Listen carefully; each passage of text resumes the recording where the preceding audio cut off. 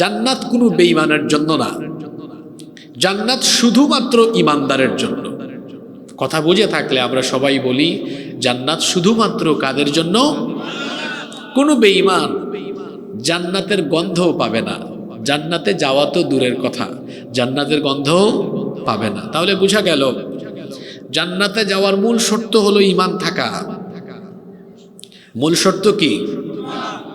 ঈমান থাকা। বহু লোক পাপের কারণে জাহান্নামে যাবে, কিন্তু একটা সময় এই পাপীদেরকে জাহান্নামে শাস্তি দিতে দিতে যদি তার ঈমানটা থাকে, শিরক না করে ঈমানদার যদি হয়, অনেকে আছে না ঈমান আছে কিন্তু গুনাহ করে ফেলেছে, একটা সময় তাকেও জাহান্নাম থেকে বের করে জান্নাতে দেওয়া হবে। কিন্তু কি থাকা লাগবে? ঈমান। কিন্তু যার ঈমান নাই, এ জান্নাতের গন্ধ জীবনে কোনোদিন পাবে না। তাহলে জান্নাতে যাওয়ার মূল শর্ত ঈমান। ঈমান হলো সবচেয়ে দামি দৌলতের নাম। সকল নেক আমল আল্লাহর দরবারে কবুল হওয়ার পূর্ব শর্ত হলো ঈমান থাকা। মনে করেন, আমার দিকে তাকান, এই যে আমি হাসতেছি, মুচকি হেসে কথা বলা, এটাও সাদাকা।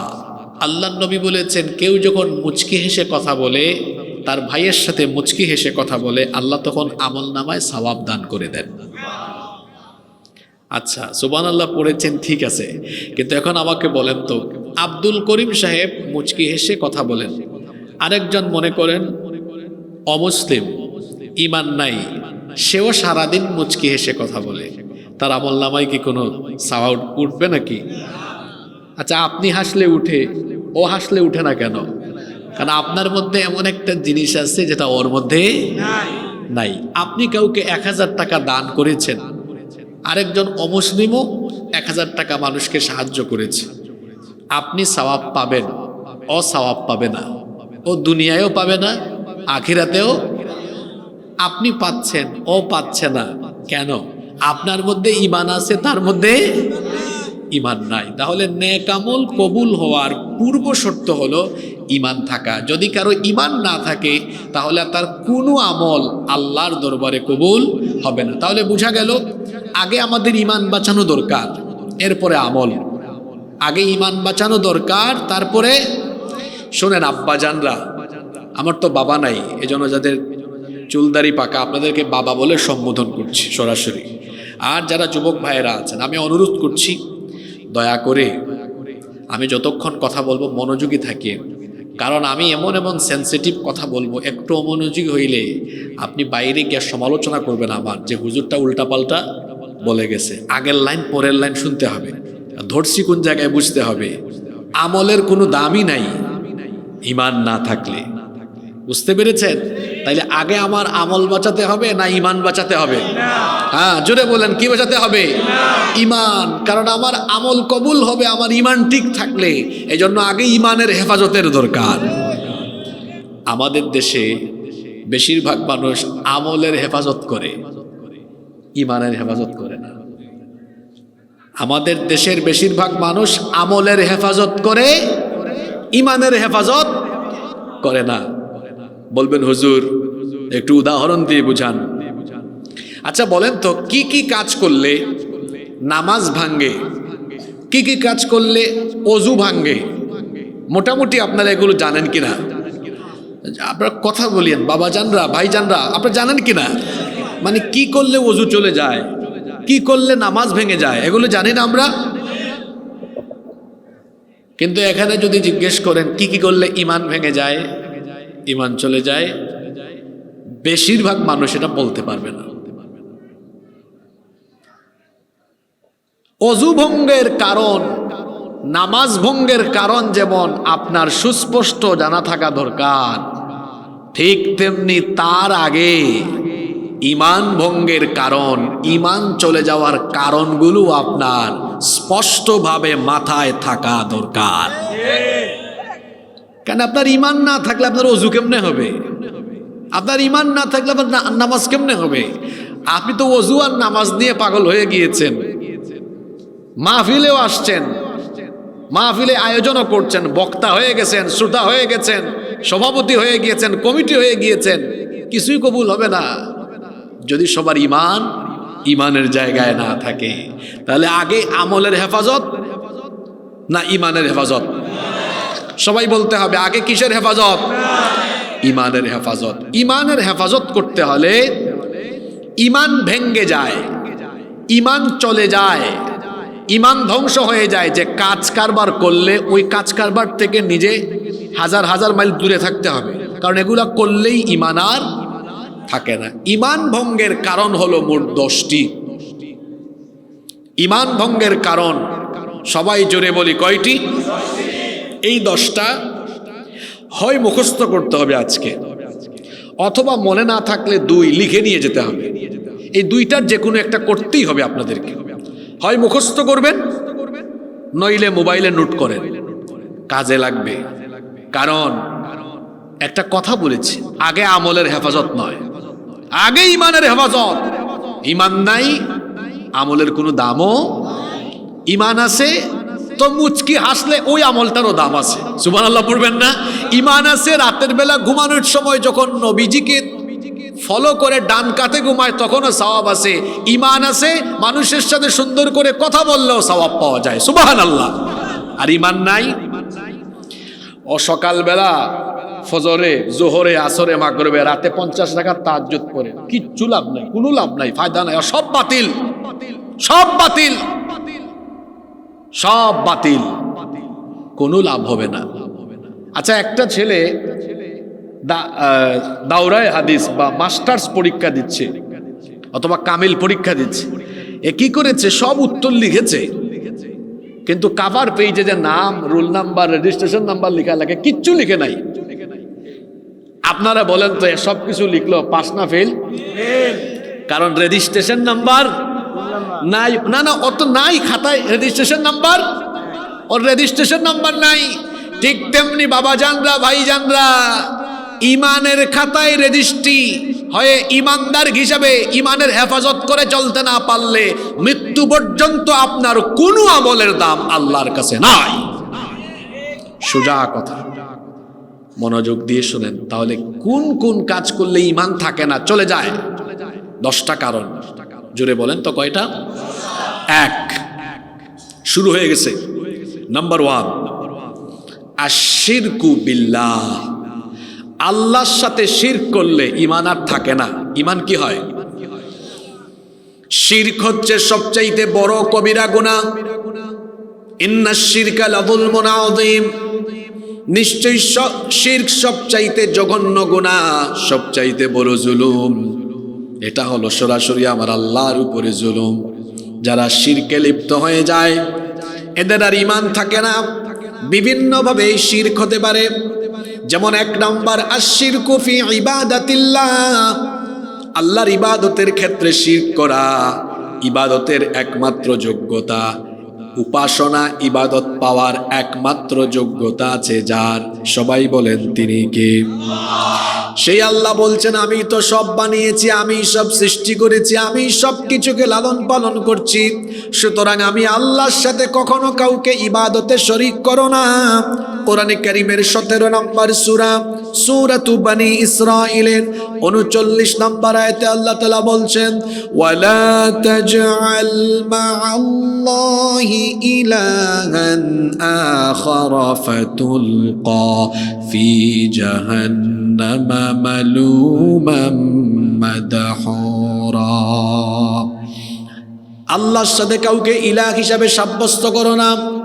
যদি করো তাহলে নিন্দিত এবং বিতাড়িত অবস্থায় জাহান্নামে নিক্ষিপ্ত হবে। যত রকমের ইবাদত আছে, সেটা হতে পারে সালাত, সওম, যাকাত, হজ, যত রকমের ইবাদত, যত রকমের উপাসনা আছে, এগুলো একমাত্র আল্লাহ তাআলা পাবেন, অন্য কেউ পাবে না। যেমন নামাজে আমরা সাজদা দেই একমাত্র কার জন্য? কেউ যদি এই সাজদা অন্য কারো উদ্দেশ্যে দেয়, হতে পারে সেটা জীবিত পীর অথবা মৃত পীর, অথবা কোনো মাজারে গিয়ে মাথা নত করে জীবিত কিংবা মৃত কোনো মানুষের সামনে গিয়ে কেউ যদি মাথা ঠেকায়, মাথা নত করে, আল্লাহর সাথে শিরক হয়ে যায়, ওর আর ঈমান থাকে না। ইবাদত পাওয়ার একমাত্র যোগ্যতা হলো আল্লাহর। আল্লাহ ব্যতীত অন্য কাউকে ইবাদত করা যায় না। নিজে নিজে কল্পিত, নিজে নিজে বানিয়ে, নিজের বানানো, নিজের সৃজনকৃত অঙ্কিত কল্পিত কোনো উপাস্য বানিয়ে ইবাদত করা যায় না। মহাবিশ্বের একমাত্র স্রষ্টা যিনি, ইবাদত পাওয়ার একমাত্র মালিক হলেন তিনি।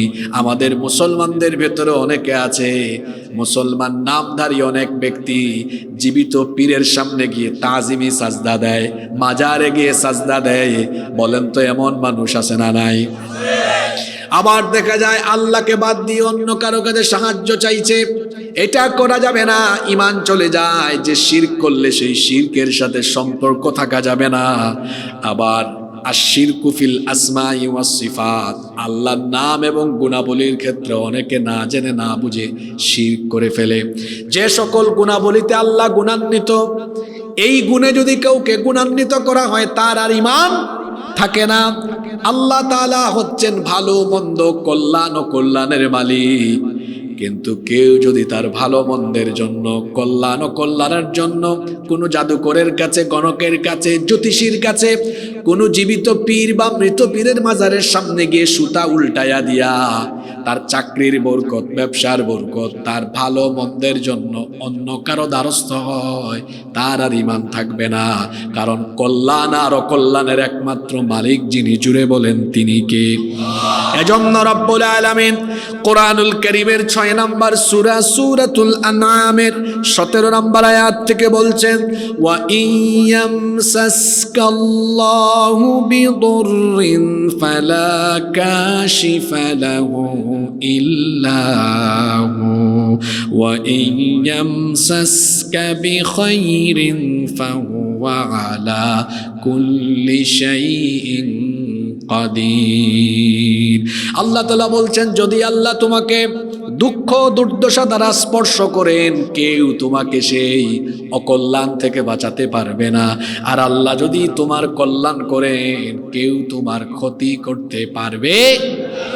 কি পাওয়ারফুল কথা এটা! এটা যদি কারো অন্তরে থাকে তাহলে সে পৃথিবীতে আল্লাহ ছাড়া কাউকে ভয় করে না। কেউ যদি মনে করে আমার আল্লাহর তরফ থেকে যদি আমার জন্য কোনো কল্যাণ নির্ধারিত থাকে, কেউ আমার কিচ্ছু করতে পারবে না। আর আল্লাহর তরফ থেকে যদি কোনো মন্দ অকল্যাণ কোনো কিছু নির্ধারণ করা থাকে, সেখান থেকে আমাকেও কেউ রেহাই বা উদ্ধার করতে পারবে। সুতরাং কল্যাণ ও কল্যাণের জন্য কারো কাছে যাওয়া যাবে না। অনেকে আছে আবার সন্তান চাওয়ার জন্য অনেক হুজুরের কাছে গিয়ে তাবিজ চায়। অনেকে আবার বিভিন্ন মাজারেও যায়, পীরের দরবারে যায়, কয় আমার একটা সন্তান দেন। অনেকে আছে বিভিন্ন কুফরি কালাম, বিভিন্ন জাদুকরদের কাছে পর্যন্ত যায়। পুরুষের চাইতে নারীরা এই ক্ষেত্রে কয়েক ধাপ এগিয়ে, ঠিক না বেঠিক? সন্তান দেওয়ার একমাত্র মালিক যিনি, তিনি কে? তো আল্লাহর কাছে না চেয়ে আপনি কেন বিভিন্ন পীর সাহেব, জ্যোতিষী, গণক কিংবা জাদুকরের কাছে দৌড়ান? দেখেন আমাদের জাতির পিতা সাইয়েদিনা ইব্রাহিম আলাইহিস সালামের 86 বছর পর্যন্ত কোনো সন্তান ছিল না। 86 বছর পর্যন্ত তার কোনো সন্তান ছিল না। বার্ধক্য বয়সে চলে গেলেন। তারপর তার স্ত্রী সারা ছিলেন বন্ধা। অতঃপর হাজেরাকে বিয়ে করলেন। বার্ধক্য বয়সে 86 বছর বয়সে আল্লাহ তাকে ইসমাইল দিলেন। এরপরে আল্লাহ সারার ঘরে, যেই সারা ছিলেন বন্ধা, আপনাদের চিকিৎসা বিজ্ঞান বলে বন্ধা নারীর ঘরে সন্তান হয় না, কিন্তু সকল অসম্ভবকে যিনি চাইলে সম্ভব করে দিতে পারেন তিনি কে? সেই সারার গর্ভেও আল্লাহ সন্তান দিয়েছেন। তো আপনি কেন এত হতাশ হন, ফ্রাস্ট্রেট হন, আপসেট হন? আর কেন এত জীবিত আর মুর্দা পীরের দরবারে দৌড়ান? রাস্তাঘাটে দেখবেন কুকুর বছরে কয়েকটা বাচ্চা জন্ম দিয়ে দেয়, কোনো পীরের দরবারে যাওয়া লাগে না। আপনি কেন এত জায়গায় যাওয়া লাগে? আপনার ঈমান তো দেখা যাচ্ছে একেবারে এতটাই খারাপ, আপনার চেয়ে কুকুরের তাওয়াক্কুল আল্লাহর কাছে মনে হয় আরো বেশি। কত কোথাও যায় না, আপনি কেন যান? আপনি সাজদায় পড়ে যান, তাহাজ্জুদের নামাজে সাজদায় পড়ে আল্লাহর কাছে চান। আমরা চাইতে পারি না বলে আল্লাহর কাছ থেকে আদায় করতে পারি না। রাতের বেলা সব মানুষের দরজা বন্ধ হয়ে যায়, কিন্তু সারা রাত ভর যার রহমতের দরজা খোলা থাকে, জুড়ে বলেন তিনি কে? সে আল্লাহর দরবারে চান না কেন? চাইতে অসুবিধা কোথায় আপনার? যে ব্যক্তি আল্লাহর কাছে চায় না, আল্লাহ তার উপরে নারাজ হয়ে যান। ইন্নাল্লাহা ইউহিব্বু আইয়াসআল। হাদিস শরীফে এসেছে, আল্লাহর নবী বলেছেন, যেই ব্যক্তি আল্লাহর কাছে চায় আল্লাহ তাকে ভালোবাসেন। মানুষের কাছে চাইলে একবার চাইলে দেয়, দ্বিতীয়বার চাইলেও দেয়, পরের বার গেলে রাগ করে ফেলে। কিন্তু আল্লাহর কাছে বান্দা যতবার যাবে, যতবার চাইবে, ততবার আল্লাহ বান্দার উপর খুশি হয়ে যান। আল্লাহু আকবার। চাওয়ার মতো চান, আপনি চাইতে পারেন না, সন্তান দেওয়ার মালিক তো আল্লাহ।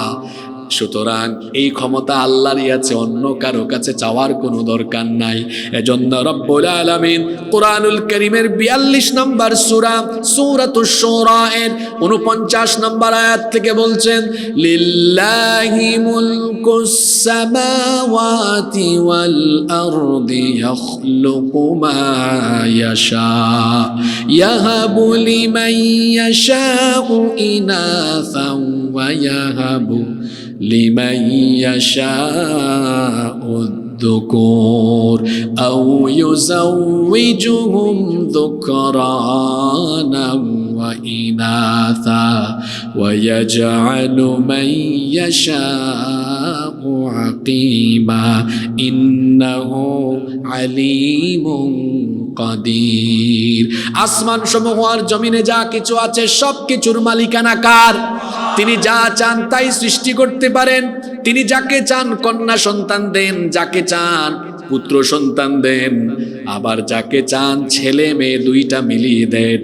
আবার আল্লাহর যাকে ইচ্ছা ছেলে মেয়ে কোনোটাই দেন না, বন্ধা অবস্থায় রেখে দেন। সন্তান দেওয়া আর না দেওয়ার একমাত্র ইখতিয়ার যার, তিনি কে? যে সকল গুণে আল্লাহ গুণান্বিত, সেই গুণে কেউ যদি অন্য কাউকে গুণান্বিত করে, সে আল্লাহ তাআলার গুণাবলীর সাথে শিরক করে ফেলে, তখন তার আর ঈমান থাকে না। আর আরেক প্রকার শিরকের নাম হলো আশিরকু ফির রুবুবিয়্যা, রুবুবিয়তের সাথে শিরক করা। আল্লাহর সৃষ্টি, লালন পালন, প্রতিপালন, এমনকি সভরেন্টি, সার্বভৌমত্বের সাথে শিরক করা। সকল ক্ষমতার একমাত্র একমাত্র একমাত্র মালিককে। আসমান আর জমিন এগুলো আল্লাহই বানিয়েছেন, আর আসমান জমিনে ব্যবস্থাপনার ক্ষেত্রে হুকুমত চলে কার? আচ্ছা বলেন তো দেখি, প্রতিদিন সূর্য পূর্ব দিক থেকে উঠে কার হুকুমে? পশ্চিম দিকে ডুবে যায় কার হুকুমে? নদী নালা খাল বিল সাগর মহাসাগর সব কিছু চলছে কার আইনে?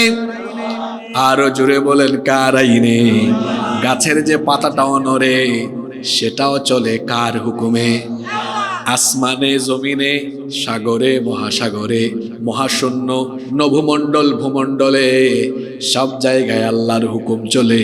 এর কারণটা কি? মানুষ বাদে, মানুষ ছাড়া সকল সৃষ্টি আল্লাহর আইন মানতে বাধ্য, মানতেই হবে।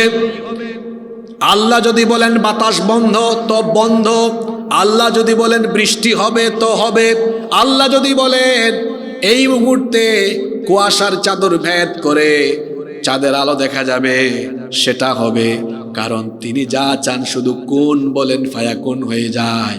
কিন্তু এক প্রকার সৃষ্টিকে আল্লাহ সম্মানিত করেছেন, সেই সৃষ্টির নাম হলো মানুষ। আল্লাহ তাদের ব্যাপারে বলেছেন, ওয়ালাকাদ কাররামনা বানি আদম, অবশ্যই বনি আদমকে আমি সম্মানিত করেছি। আর আল্লাহ বনি আদমকে এত সম্মানিত করেছেন, মানুষকে তার আইন মানতে বাধ্য করেন নাই। আল্লাহ বলেছেন, ফামান শাআ ফালইউমিন ওয়া মান শাআ ফালইয়াকফুর, যার ইচ্ছা ঈমান আনো, যার ইচ্ছা কুফরি করুক। তবে যত যাই করো না কেন, মরার পরে সবকিছুর হিসাব দেওয়া লাগবে কার কাছে?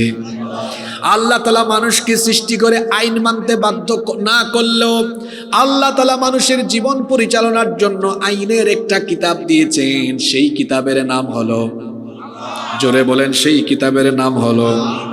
এই কিতাব যারা মানে না তাদের পরিচয় তারা ঈমানদার থাকতে পারে। এই কিতাবের ভেতরেই বলা আছে ক্ষমতার মালিক, সার্বভৌমত্বের একমাত্র মালিককে।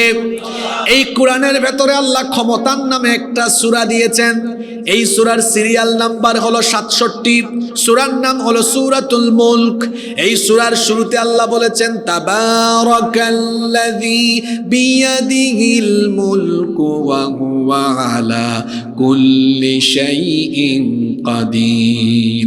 বরকতময় সুমহান সেই সত্তা যার হাতে সকল ক্ষমতা, সকল ক্ষমতার একমাত্র মালিক যিনি, তিনি কে?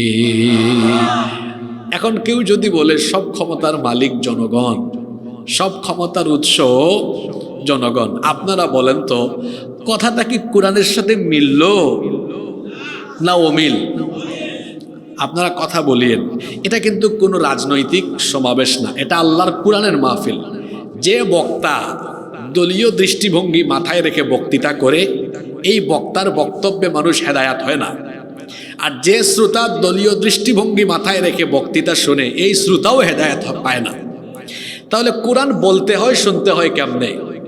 হেদায়াতের মানসিকতা নিয়ে বলা লাগে, হেদায়াতের মানসিকতা নিয়ে শোনা লাগে। আমরা কোরআন শুনবো এমন করে, যদি আমার দলের, আমার নেতার, আমার চরিত্রের বিরুদ্ধেও আল্লাহর কোরআন চলে যায়, তাহলে আমি সব কিছু বাদ দিয়ে আল্লাহর কালামের কথাগুলো গ্রহণ করে নিব। পারবো না ইনশাল্লাহ? এটাকে বলে হেদায়েতের মন নিয়ে শোনা। তাহলে আমরা কি হেদায়েতের মন নিয়ে বসতে পারবো তো? তাহলে কোরআন আমাকে শিখালো, ক্ষমতার নামে সূরাও দিল, সেখানে কোরআন আমাকে শিখিয়ে দিল সব ক্ষমতার মালিক হচ্ছেন আল্লাহ। আপনাদের দেশে দেখবেন কিছু কিছু লোক এসে আপনাদেরকে পাম দেয়, সব ক্ষমতার মালিক জনগণ। এরপরে জনগণ থেকে ভোটটা আদায় করে ক্ষমতায় গেল, ওই যাওয়ার পরে বোঝা যায় ক্ষমতার মানুষ মালিক জনগণ না হেরা। তখন দেখা যায় জনগণ না চাইলেও নামে না। প্রয়োজনে যে জনগণের ভোট নিয়ে বসেছে, যে জনগণের ট্যাক্সের পয়সায় বেতন খাচ্ছে, সরকার চালাচ্ছে, পরে দেখা যায় জনগণের ট্যাক্সের পয়সায় কেনা গুলি আবার জনগণের বুকের ভিতর ঢুকায় দিয়া জনগণকে মেরে ফেলে হলেও ক্ষমতায় থাকতে চাইছে।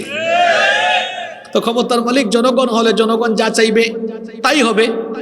জনগণের ইচ্ছার তো প্রতিফলন হয় না, বরং তার ইচ্ছার প্রতিফলন হয়। সার্বভৌমত্ব বা ক্ষমতার মালিক কখনোই মানুষ হতে পারে না। ক্ষমতার মালিককে, তিনি ক্ষমতা দেন, তিনি আবার ক্ষমতা কেড়ে নেন। তিনি দেন, তিনি নেন। তাহলে সব ক্ষমতা কার কাছে? এজন্য খবরদার কথাবার্তায় লাগাম ছাড়বেন না, অনিয়ন্ত্রিত হয়ে যাবেন না, জবানের হেফাজত করেন এমন কোনো কথা বলবেন না যেটা সার্বভৌমত্বের সাথে সাংঘর্ষিক হয়ে যায়। আল্লাহর সার্বভৌমত্বের সাথে সাংঘর্ষিক হয় এমন কোনো কথা বলা যাবে না। তাহলে আমি এখানে 3 ধরনের কথা বললাম: ইবাদতের ক্ষেত্রে, গুণাবলীর ক্ষেত্রে, সার্বভৌমত্বের ক্ষেত্রে। আবারও বলছি, আল্লাহর ইবাদতের ক্ষেত্রে, আল্লাহর ইবাদতের ক্ষেত্রে, গুণাবলীর ক্ষেত্রে, সার্বভৌমত্বের ক্ষেত্রে, কথাবার্তা, চাল চলন, আচার আচরণে যারা শিরকে নিমজ্জিত হবে, এদের আর ঈমান থাকে না, এদের ঈমান চলে যায়। কষ্ট হচ্ছে আপনাদের? ঈমান চলে যাওয়ার 2 নাম্বার কারণ হলো, যে ব্যক্তি আল্লাহ আর বান্দার মাঝখানে কাউকে মাধ্যম বানায়। যেমন জাহিল যুগের কাফিরেরা লাত, মানাত, উজ্জা, হুবল, এই রকম 360টা মূর্তির পূজা করত। তারা কিন্তু আবার আল্লাহ বিশ্বাসী ছিল, তারা জানতো আল্লাহ একজন আছেন। জানার পরেও তারা 360টা মূর্তির পূজা কেন করত? যখন তাদেরকে বলা হলো কেন তোমরা এই 360টা মূর্তির পূজা করো, তখন তারা জবাবে কি বলেছিল শোনেন। কোরআনে কারীমের 39 নম্বর সূরা, সূরাতুজ জুমারের 3 নম্বর আয়াতে আল্লাহ বলছেন, তারা বলেছিল মা না'বুদুহুম ইল্লা লিয়ুকররিবুনা ইলাল্লাহি যুলফা, আমরা এগুলোর ইবাদত এই জন্য করি যাতে এগুলোর মাধ্যমে আমরা আল্লাহর নৈকট্যশীল হতে পারি, এগুলোর মাধ্যমে যেন আমরা আল্লাহর কাছাকাছি যেতে পারি। নাউজুবিল্লাহ। বলেন তো, আল্লাহর কাছাকাছি যাওয়ার জন্য কোনো মাধ্যমের দরকার আছে নাকি? আমাদের দেশে অনেক তরিকতি লোক আছে যারা বিভিন্ন তরিকা বানিয়েছে। তরিকা বানিয়ে বানিয়ে বলে আমি অমুক তরিকায় আছি, আমার অমুক অমুক পিসাবের মাধ্যমে, এই তরিকার মাধ্যমে আমি যেন আল্লাহর কাছাকাছি যেতে পারি। আমার আল্লাহ কি এত দুর্বল নাকি? নাউজুবিল্লাহ, যে আল্লাহর কাছে যাওয়ার জন্য মাধ্যম লাগবে। আমার আল্লাহর কাছাকাছি যাওয়ার জন্য মাধ্যম লাগে না, আমি বললেই সেটা শুনেন কে? আরো জোরে বলেন, আমি বললেই শুনেন কে? সেটা আস্তে বললেও শুনেন, জুড়ে বললেও শোনেন, এমনকি এমন জায়গা থেকে যদি কেউ বলে যার কথা দুনিয়ার কেউ শুনবে না, সেটাও শোনেন কে? তো বলেন তো, ইউনুস নবী যখন সাগরের তলদেশে মাছের পেটের ভিতরে গিয়ে একটা ডাক দিয়েছিলেন, লা ইলাহা ইল্লা আনতা সুবহানাকা ইন্নী কুনতু মিনাজ জালিমিন। সাগরের ভিতরে, সাগরের তলদেশে, আবার সেখানে আরেকটা মাছের পেটের ভেতরে, সেখান থেকে যে তিনি এই ফরিয়াদ জানালেন, দুনিয়ার একটা মানুষের কানে কি সেই সাউন্ড গিয়েছে নাকি? কোনো ফেরেশতাও শুনে নাই, মানুষও শুনে নাই। কেউ না শুনলেও সেটা শুনেছেন কে? জোরে বলেন, মাধ্যমের দরকার হয়েছে নাকি? আল্লাহ শুধু শুনেন নাই, আমার আল্লাহ সঙ্গে সঙ্গে জবাবও দিয়েছেন। ফাস্তাজাবনা লাহু ওয়া নাজ্জাইনাহু মিনাল গাম্মি ওয়া কাযালিকা নুনজিল মুমিনিন। আল্লাহ বললেন, আমি আমার ইউনুসের ডাকের জবাব, তাকে তার বিপদ থেকেও বাঁচিয়ে দিলাম। ওয়া কাযালিকা, এইভাবে করে যদি মুমিনরাও বিপদে পড়ে আমার কাছে সাহায্য চায়, নুনজিল মুমিনিন, মুমিনদেরকেও বিপদ থেকে যিনি বাঁচিয়ে দিবেন তিনি কে? কেউ যেটা শুনে না সেটা শুনেন কে? কেউ যেটা দেখে না সেটা দেখেন কে? এই যে যুবক ভাইয়েরা, এখন যুবকদের চরিত্র নষ্ট হওয়ার পিছনে সবচেয়ে বড় শয়তানি উপাদানের নাম হলো মোবাইল ফোন।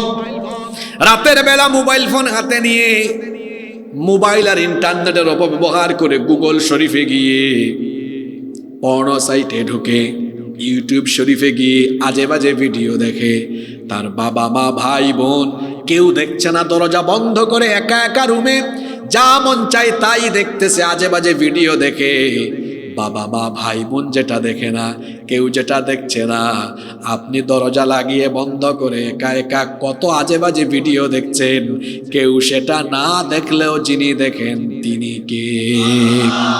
তিনি সব দেখেন, সব শুনেন।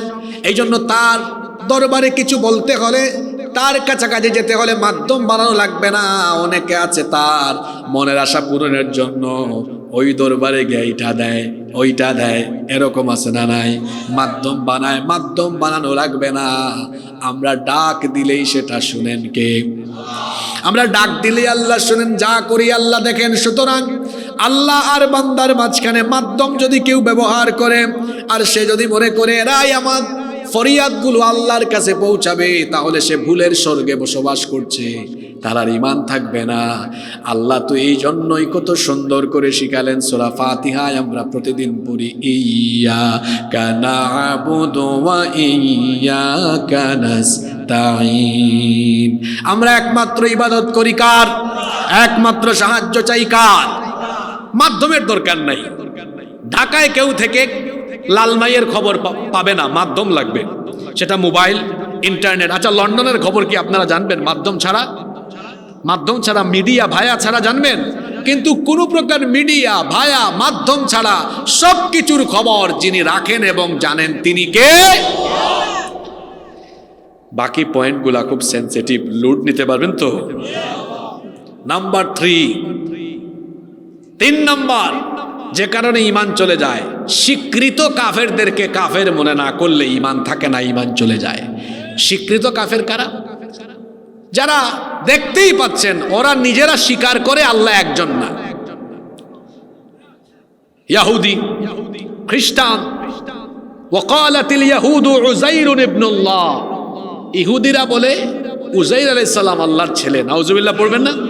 ওয়াকালাতিন নাসারা আল মাসীহ ইবনুল্লাহ, খ্রিস্টানরা বলে ঈসা আলাইহিস সালাম আল্লাহর ছেলে। আর আমরা বলি তিনি হলেন পয়গাম্বার, তিনি রূহুল্লাহ, তিনি আল্লাহর ছেলে নন, তিনি পয়গাম্বার। উযাইর আলাইহিস সালাম তার ব্যাপারেও ইখতিলাফ আছে, তিনি নবী ছিলেন কি ছিলেন না, কিন্তু তিনি তো রব হতে পারেন না। এরপরে আবার খ্রিস্টানদের আরেক গ্রুপ মনে করে মারিয়ামও হচ্ছেন আল্লাহর অন্তর্ভুক্ত। নাউজুবিল্লাহ। ওরা বলে ইন্নাল্লাহা সালিসু সালাসা, তৃতীয়বাদে বিশ্বাসী তারা। এই রকম করে স্বীকৃত কাফের, স্বীকৃত মুশরিকদেরকে যারা মুশরিক মনে করে না, এরাও কাফের। কারণ আল্লাহ সূরা মাইদার আল্লাহ তাআলা সূরা তাওবার 28 নম্বর আয়াতে বলেছেন, ইন্নামাল মুশরিকুনা নাজাস, নিশ্চয়ই মুশরিকরা হলো পবিত্র। আবার কোরআনে কারীমের 98 নম্বর সূরাতুল বাইয়িনা এর 6 নম্বর আয়াতে আল্লাহ বলছেন, ইন্নাল্লাযীনা কাফারু মিন আহলিল কিতাবি ওয়াল মুশরিকিনা ফি নারি জাহান্নামা খালিদিনা ফিহা উলাইকা হুম শাররুল বারিয়া।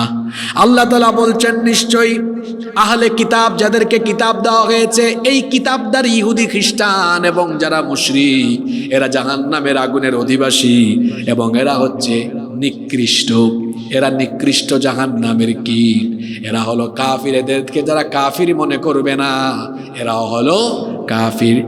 এমনি ভাবে আমার দেশে আরেক গ্রুপ আছে, এরা মুসলমানের লেবাস ধারণ করেছে, কিন্তু ইসলামের গুরুত্বপূর্ণ একটা বিষয় আখেরি নবীর উপর ঈমান আনা, তারা সেটা আনে না। আখেরি নবীকে আখেরি নবী হিসাবে মানে না। বলেন তো দেখি, এই সম্প্রদায়ের নাম কি? কাদিয়ানি। এরা আখেরি নবীকে আখেরি নবী মনে করে না, এই জন্য মুসলমানরা তাদেরকে মুসলমান মনে করে না, এরা কাফের। কাদিয়ানিদেরকে যারা কাফের ভাবে না, মনে করে না, তারাও হলো কাফির। উত্তেজিত হইয়েন না, ঠান্ডা মাথায় ওয়াজ শুনেন আজকে। এখন আমাকে বলেন তো, আমাদের দেশটা স্বাধীন হয়েছে 54 বছর। 54 বছর ধরে আপনারা ইতিহাস তালাশ করে দেখেন, রাষ্ট্রপ্রধান আমাদের দেশে কিছু সময় প্রেসিডেন্সিয়াল পদ্ধতি ছিল, মানে প্রেসিডেন্টই ছিলেন ক্ষমতার সবকিছু, এটাকে বলে প্রেসিডেন্সিয়াল পদ্ধতি। এরপরে সংসদীয় পদ্ধতি আসলো, তখন প্রাইম মিনিস্টার হলেন সকল নির্বাহী ক্ষমতার কেন্দ্রবিন্দু। বুঝতেছেন আমার কথা? দেশ স্বাধীন হওয়ার পর থেকে আজকে পর্যন্ত, সেটা প্রেসিডেন্সিয়াল হোক আর সংসদীয় হোক বা অন্য পদ্ধতি হোক, সকল পদ্ধতিকেই এখন পর্যন্ত কি কোনো অমুসলিম রাষ্ট্রপ্রধান ছিল? না, বলেন ছিল কিনা? তাহলে দেশ চালিয়েছে মুসলমান রাষ্ট্রপ্রধানরা, আবার 90% মানুষও মুসলমান। এই দেশে একটা ভাওতাবাজ, দান্দাবাজ, প্রতারক গোষ্ঠী, এদেরকে কাফির রাষ্ট্রীয়ভাবে স্বীকৃতি দিয়ে এই আইডেন্টিফাই নিয়ে তাদেরকে চলাফেরার সুযোগ দেওয়ার কথা ছিল, কিন্তু 54 বছর ধরে এটা হলো না। তার মানে সত্য কথা শুনতে তিতা লাগে, যারা 54 বছর ধরে রাষ্ট্র ক্ষমতায় ছিল, তাদের বিদেশি প্রভু কিংবা তার চেয়ার পাকাপুক্ত করে রাখার জন্য কোনো একটা কারণে, হয় চেয়ার ধরে রাখা, নইলে বিদেশি প্রভুদেরকে খুশি করার কারণে, খুশি রাখার কারণে তারা সাহস করে কাদিয়ানীদেরকে এখন পর্যন্ত কাফির হিসাবে ঘোষণা দিতে পারেনি। এই দুটা থেকে একটা হবে, হয় চেয়ার ধরে রাখা, নইলে বিদেশি প্রভুদেরকে খুশি রাখা। এই দুইটার কোনো একটা কারণ। কাদিয়ানীরা এই বাংলাদেশের নাগরিক, কথাগুলো বোঝার চেষ্টা করেন। আমরা তাদেরকে বাংলাদেশ থেকে তাড়িয়ে দিতে চাই না। আমি আবারও বলছি, কাদিয়ানীরা বাংলাদেশেরই নাগরিক, আমরা তাদেরকে দেশ থেকে বের করে দিতে চাই না। তাদের উপর আমরা হামলা, মামলা, জুলুম, নিপীড়নও করতে চাই না। আমরা কি চাই? আমরা চাই কাদিয়ানীরা এই দেশে সকল নাগরিক সুবিধা নিয়ে নিরাপদে স্বাচ্ছন্দ্যে বসবাস করুক। শর্ত শুধু একটাই, আইডেন্টিফিকেশন বদলাতে হবে। যেভাবে এই দেশে হিন্দু, বৌদ্ধ, খ্রিস্টান, আচ্ছা আপনারা কি হিন্দু, বৌদ্ধ, খ্রিস্টানকে নির্যাতন করেন নাকি? করবেন কোনোদিন? কেন করব? তারা আমাদের দেশের নাগরিক। তারা যেভাবে তাদের ওই আইডেন্টিটি নিয়ে নাগরিক সুবিধা ভোগ করে নিরাপদে স্বাচ্ছন্দ্যে এই দেশে বাস করছে, কাদিয়ানীরাও এই দেশের মানুষ। তারা কোথায় যাবে? কোথাও যেতে বলছে না তাদেরকে। ভাই তোমরা এই দেশেই থাকো, তোমরা এই দেশের মানুষ, এখানেই থাকো, নিরাপদে থাকো, সুখে শান্তিতে বাস করো, কিন্তু আইডেন্টিফিকেশন বদলাইতে হবে। কারণ তোমরা আখেরি নবীকে আখেরি নবী মানো না। তা আমাদের এই দাবিটা কি সরকারের কাছে? এইটা কি কোনো জঙ্গিবাদী আবেদন নাকি? বলেন আপনারা, এটা কি কোনো জঙ্গিবাদী আবেদন? এটা কি কোনো সন্ত্রাসী আবেদন? সুন্দর কথাই তো আমরা বলতেছি। 54টা বছর ধরে যারা দেশ চালালো, তারা আমাদের এই ইমানি দাবিটা মানলো না। এটা কিন্তু রাজনৈতিক দাবি না। জোরে বলেন, এটা কি দাবি? হ্যাঁ বলেন কি দাবি? নইলে কালকে সকালে আমাদের দেশে তো পার্লামেন্ট দুইটা, একটা ঢাকায় আর একটা হলো প্রতি গ্রামের চায়ের দোকান। ওই চায়ের দোকানে দোকানদার স্পিকারের ভূমিকায় আর চাখোর সাংসদের ভূমিকায় থেকে বলবে কালকে একটা হুজুর আসছিল, খালি রাজনৈতিক কথা বলে গেছে। আসলে মগজে তো পোকা ধরেছে, কোনটা রাজনৈতিক ইস্যু কোনটা ইমানি ইস্যু কিচ্ছু সে বুঝে না। এটা রাজনৈতিক ইস্যু না ইমানি ইস্যু? আমি কি বললাম? স্বীকৃত কাফেরকে কাফের মনে না করলে ওর ইমান থাকে না। তাহলে আপনারা যারা 54 বছর ধরে দেশ চালাইলেন, এই স্বীকৃত কাফেরদেরকে আপনারা কি কাফের মনে করেন না? আপনারা ঘোষণা দেন না কেন? কয়েকদিন আগে দেশের আলেম ওলামা, পীর মাশায়েখ সব একসাথে হয় ঢাকায় সোহরাওয়ার্দী উদ্যানে খতমে নবুয়ত একটা সমাবেশ করেছেন। আপনারা দেখছেন কিনা এটা? আমি সম্মানিত ওলামায়ে কেরামদের এই দাবির সাথে একমত হলেও পদ্ধতির সাথে 100 ভাগ দ্বিমত। কথা বুঝছেন কিনা? তাদের দাবির সাথে একমত যে কাদিয়ানীরা কাফের, দাবির সাথে আমি তাদের দাবির সাথে আমি একমত হলেও দাবি আদায়ের পদ্ধতির সাথে আমি 100 ভাগ দ্বিমত। পদ্ধতিটা কি? আপনারা দেখি এখন অনুরোধ করেন মাননীয় সরকার কাদিয়ানীদেরকে রাষ্ট্রীয়ভাবে কাফের ঘোষণার অনুরোধ করছি। এবার আপনারা আমাকে বলেন, ইসলাম কি অনুরোধের জায়গায় পড়ে থাকবে না আদেশের জায়গায় থাকবে? বুঝে শুনে উত্তর দিয়েন। অনুরোধের জায়গায় থাকবে না আদেশের জায়গায় থাকবে? আচ্ছা, যার মাধ্যমে আমরা কোরআন পেলাম, আমাদের প্রিয় নবীজি মুহাম্মদুর রাসূলুল্লাহ, সকলে বলি সাল্লাল্লাহু আলাইহি ওয়াসাল্লাম, তিনি কি দুনিয়া থেকে চলে যাওয়ার আগে ইসলামকে আদেশের জায়গা পর্যন্ত নিয়ে গিয়েছিলেন? যারা বললেন না আব্বাজান ভাইজানরা, আপনারা কি জানেন না আল্লাহ নবী কি ওফাতের আগে ইসলামকে আদেশের জায়গা, আদেশ মানে কি? এটা করো, এটা বন্ধ, এটা চালু, এটা চলবে, এটা চলবে না, এর নাম কি? আদেশ। একটা হলো এটা চালানোর অনুরোধ করছি, এটা করার অনুরোধ করছি। রমজান মাসে রেস্টুরেন্ট বন্ধ রাখেন প্লিজ, অনুরোধ করছি। আমাদের 6 দফা মেনে নেওয়ার অনুরোধ রইল, 13 দফা মেনে নেওয়ার অনুরোধ রইল। আদেশ আর অনুরোধ কি এক জিনিস? আল্লাহর রসুল কি মক্কা বিজয়ের পরে আবু সুফিয়ান বা মক্কার নেতৃবৃন্দকে বলেছেন মক্কায় ইসলামের হুকুম চালানোর অনুমতি দেওয়ার অনুরোধ করছি? বলেছেন? গিয়ে বলেছেন ইসলামের পতাকা উড়াও, গোটা মক্কায় হুকুম চলবে কার? কোনো আবু সুফিয়ানি হুকুম এখানে চলবে না, এখানে কুরাইশি হুকুম চলবে না, এখানে বিধান চলবে কার? তা বলেন আল্লাহর নবী এইরকম হুকুমতের জায়গায় ইসলামকে নিয়ে গিয়ে পৃথিবীর জন্য দৃষ্টান্ত রেখে গিয়েছেন। সেই সময়টা ছিল কত বছর? না না না, ওই টার্ম পিরিয়ডটা ছিল কত বছর? 10 বছর। মদিনার রাষ্ট্রকে পরিচালনা করেছেন কত বছর? 10 বছর। তাহলে নবীজি হুকুমাতের জায়গায় ইসলামকে নিয়ে গিয়েছেন। তা আপনারা খালি অনুরোধ করেন কেন? 54 বছর ধরে অনুরোধ করে দেখছেন না? আপনাদের মাথায় লবণ রেখে বড়ই খায়, কলা দেখাইয়া মুলা জুলায় সম্মানিত উলামা মাশায়েখ পীর সাহেবদেরকে আমি বলবো কলা দেখে বহু মুলা তারা খাওয়াই দিয়েছে। এখন আর অনুরোধের জায়গায় আমরা থাকবো না। আমরা তো চাইলে ঐক্যবদ্ধ হয়ে আদেশের মাকামে গিয়ে অনুরোধ নয়, আমরা হুকুম করে করে যেটা চলার কথা চালু করে দিব, যেটা বন্ধ করার সেটা আমরাই বন্ধ করে দিব। আপনারা চান কি চান না? ইসলাম যাকে কাফের বলেছে তাকে কাফের বলা লাগবেই, মনে করবেন না আপনারও ঈমান। নাম্বার 4, ঈমান চলে যাওয়ার 4 নাম্বার কারণ মুহাম্মদুর রাসূলুল্লাহ সাল্লাল্লাহু আলাইহি ওয়াসাল্লামের আনিত এই জীবন ব্যবস্থা, অর্থাৎ আল্লাহর আইন, কুরআনের আইনের চাইতে অন্য কারো আইন উত্তম প্রশ্ন করি নাই, কথা শেষ হয়ে নাই। কোরআনের আইনের চাইতে অন্য কারো আইন উত্তম পরিপূর্ণ মনে করা, এটা ইমানের সাথে সাংঘর্ষিক, ইমান আর থাকে না। শুধু তাই নয়, আরো কিছু কথা আছে। যেই ব্যক্তি মনে করবে আল্লাহর দেওয়া ফয়সালা বাদ দিয়ে মানুষের আইনের ভিত্তিতে বিচার করা জায়েজ আছে, যে ইমানদার মনে করবে কোরআনের আইন চললে একবিংশ শতাব্দী পিছিয়ে যাবে, বা কোরআনের আইন একবিংশ শতাব্দীতে অচল, অথবা কেউ যদি মনে করে কোরআনের আইন মেনে নিলে মুসলমানরা পিছিয়ে যাবে, এগুতে পারবে না, তার আর ইমানও।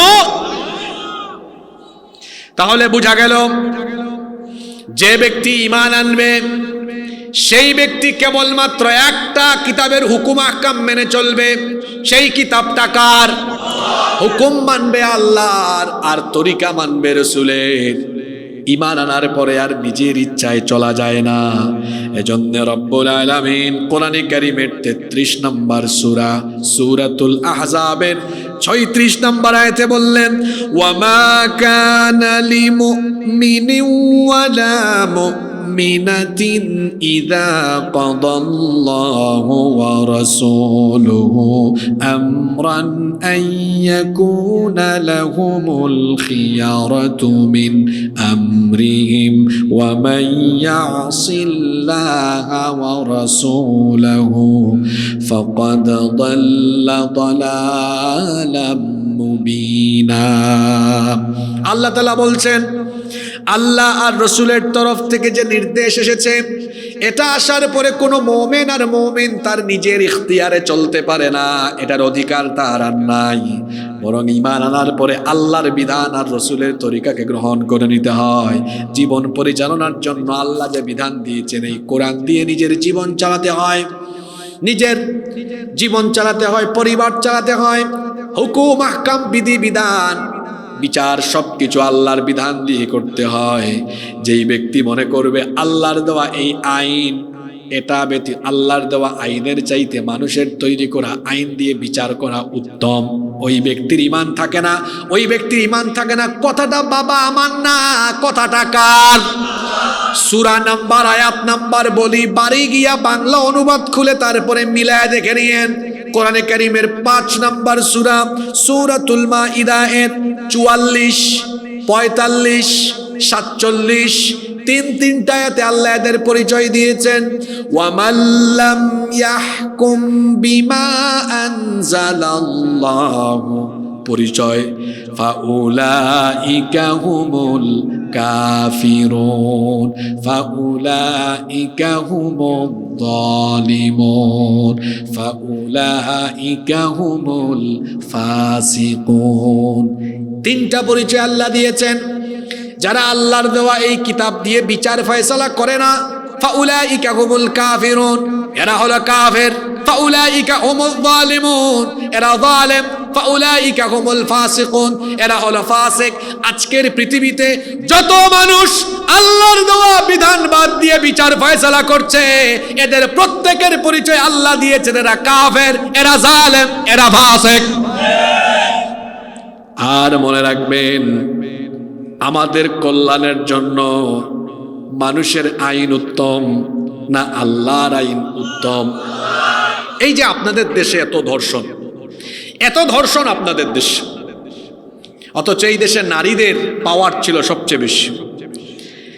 ধর্ষণ তো কমে না, বিচার হয় আদালতে, ধর্ষণ কমতেছে না আমাদের দেশে।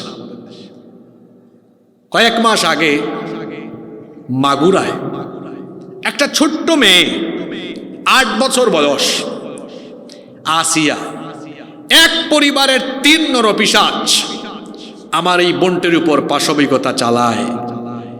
এরপরে কয়েকদিন হাসপাতালে কাতরাতে কাতরাতে আমার বোন কষ্ট পেয়ে দুনিয়া থেকে চলে যায়। দাফন হলো, কবরে এখন ঘাসে উঠে গেল। এখন আপনারা বলেন, আমার বোন আসিয়াকে যারা ধর্ষণ করলো তারা এখনো বেঁচে আছে না নাই? পিছন থেকে কথা শোনা যায় না, আছে না নাই?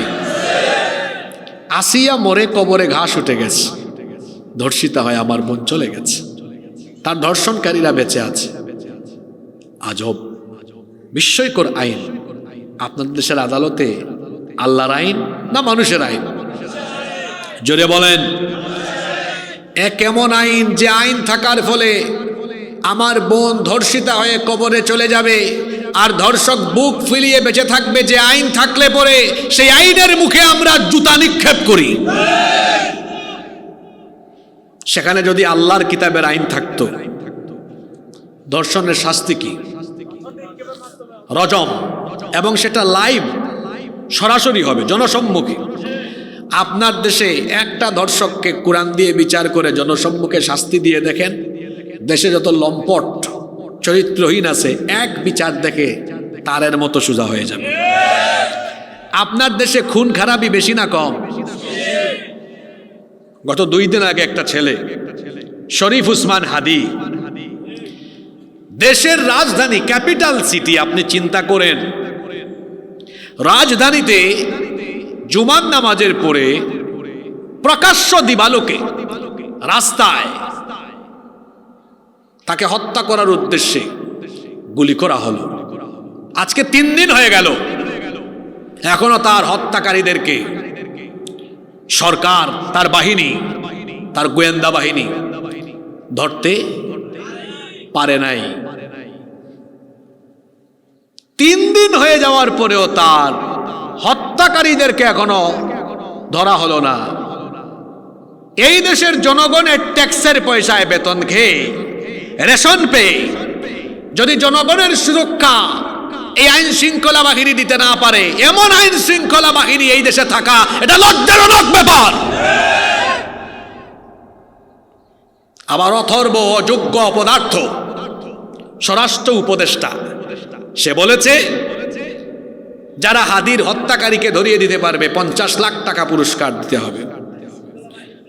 তো আমরা যদি ধরে দেই, আপনার ডিজিএফআই, আপনার এনএসআই, ডিবি, আপনার পুলিশ, আপনার র্যাব, এই বাহিনীগুলোর কাজ কি?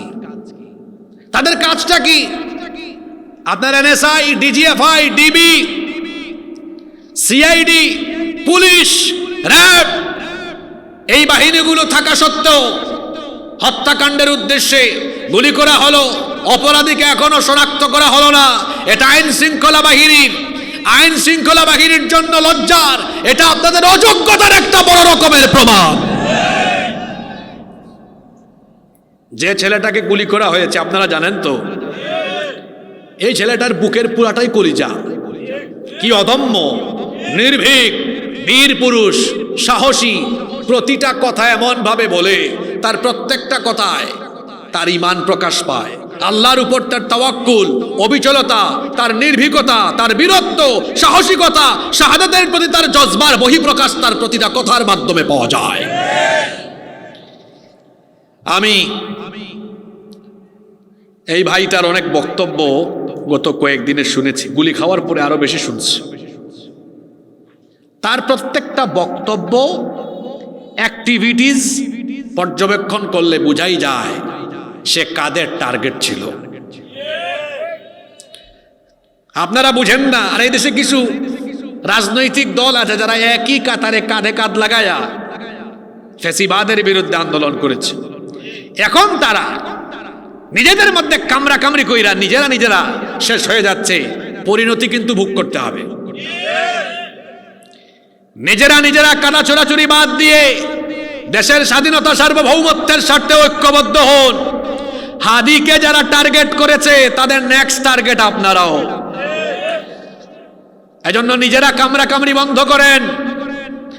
হাদিকে যারা গুলি করেছে, হত্যা করতে চেয়েছে, তারা আর কেউ নয়, তারা হলো ভারতীয় এজেন্ট, ভারতীয় সেবাদাস এবং ভারতের 5 গোলামদের পরিকল্পিত ষড়যন্ত্রের অংশ ছিল এটা। ওরা মনে করেছে গুলি করে ভারতীয় আগ্রাসন আধিপত্যবাদের বিরুদ্ধে যত কণ্ঠস্বর আছে এদেরকে থামিয়ে দেয়া যাবে। ব্যাককলের দল। আমাদের ইতিহাস জানো তোমরা, আমরা সেই জাতি, ফাঁসির দড়িকে সামনে নিয়ে বুলেট, গুলি, বোমা, বুলেট গুলির সামনে সিনাকে টান টান করে দাঁড়িয়ে থাকা, বীর পুরুষদেরকে, সাহসী সন্তানদেরকে বুলেট, গুলি, বোমা এগুলো দিয়ে কখনো তাদের পথ চলাকে থামিয়ে দেওয়া যায় না।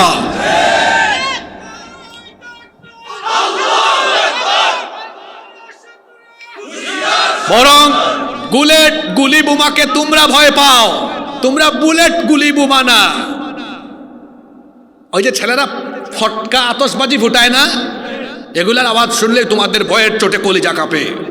আর আমাদের সামনে গুলি ছুড়লেও আমাদের পা নড়ে না, আমরা ভীত হই না, কারণ মৃত্যুকে আমরা এক চুলো ভয় পাই না। ওহারা চাহুক দাসের জীবন, জাতীয় কবি বলেছেন, ওহারা চাহুক দাসের জীবন, আমরা শহীদি দরজা চাই। নিত্য মৃত্যু ভীতরা, মোরা মৃত্যু কোথায় খুঁজে বেড়াই। আমাদেরকে চিনো তোমরা? না চিনলে চিনে নাও। আমাদের পূর্বপুরুষরা বদরে, ওহুদে, খায়বারে, খন্দকে কল্লা কেটে শহীদ করা হয়েছে। সামনে পিছনে ডানে বামে শহীদদের লাশ তারা পড়ে থাকতে দেখেছেন। হযরত হামজার কলিজা বের করে কলিজাকে চিবিয়ে ফেলা হয়েছে। আমরা তাদের রুহানি সন্তান, আমরা রক্তের নদী আর সাগর পাড়ি দিয়ে সাতরাতে সাতরাতে ন্যায় ইনসাফের ঝান্ডা নিয়ে সামনে এগিয়ে গিয়েছি। আমাদেরকে গুলি করে, খুন করে, ফাঁসির রশিদে ঝুলাইয়া আমাদের পথ চলা থামিয়ে দেওয়া যায় না, কারণ একমাত্র আল্লাহ ছাড়া পৃথিবীতে কাউকে আমরা ভয় পাই না।